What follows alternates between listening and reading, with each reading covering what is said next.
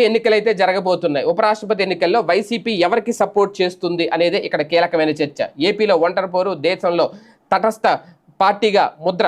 ఇది వైసీపీ రాజకీయ పంద. వైసీపీ ఆవిర్భావం నుంచి పొత్తుల వైపు చూడకుండా ఒంటరిగా పోటీ చేస్తూ వస్తోంది. వరుసగా 3 సార్వత్రిక ఎన్నికలను వైసీపీ ఎదుర్కొంది. ఈ 3 సోలో ఫైట్ ఇచ్చింది. 2 సార్లు ఓటమి పాలయ్యింది. ఒకసారి భారీ విజయం దక్కించుకుంది. అయినా సరే తమ స్టాండ్ ఇదే అని చెబుతూ వైసీపీ ముందుకెళ్తోంది. తాజాగా 2029లో కూడా వైసీపీ ఇది ఒంటరి పోరే, అందులో రెండో మాట అయితే లేదు. ఇటువంటి నేపథ్యంలో ఇప్పుడు వైసీపీ తన పొలిటికల్ స్టాండ్ ఇంత క్లియర్గా ఉన్నా కొన్ని సందర్భాల్లో ఎలాంటి నిర్ణయాలు తీసుకుంటుంది అనేది ఒక చర్చ. అతి ముఖ్యంగా ఇప్పుడు ఉపరాష్ట్రపతి ఎన్నికలు జరగబోతున్నాయి. దేశంలో ప్రతి 5 ఏళ్లకి ఎన్నికలు జరుగుతాయి. అయితే ఇవి పూర్తిగా రాజ్యాంగబద్ధమైన పదవులు.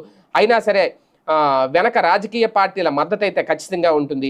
బీజేపీ నాయకత్వంలోని ఎన్డీఏ, కాంగ్రెస్ నాయకత్వంలోని ఇండియా, ఐఎన్డీఏ కూటమిల నుంచి ఈ రాజ్యాంగ